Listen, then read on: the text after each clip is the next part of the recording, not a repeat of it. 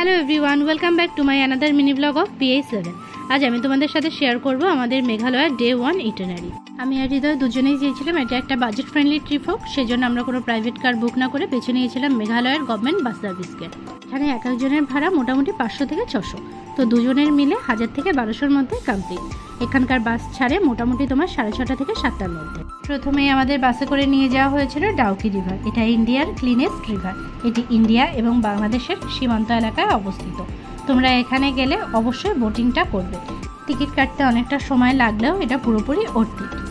নৌকা করে মোটামুটি তোমাদের আধা ঘন্টা মতন ঘুরিয়ে ওপারে নামিয়ে দেবে। তারপরে তোমরা যতক্ষণ খুশি ওপারে থাকতে পারো, ছবি তুলতে পারো, কোনো টাইম লিমিট নেই। তারপরে তোমাদের ইচ্ছা হলে তোমরা আবার কোনো একটা নৌকাকে বলে এপারে ফিরে আসতে পারো, পুরোটাই একই টিকিটের মধ্যে। জায়গাটা এতটাই সুন্দর যে আমাদের 2 ঘন্টা থাকার কথা থাকলেও আমরা মোটামুটি সন্ধ্যা পর্যন্ত এখানেই কাটিয়েছিলাম। তারপরে আমরা গিয়েছিলাম লিভিং রুট ব্রিজে।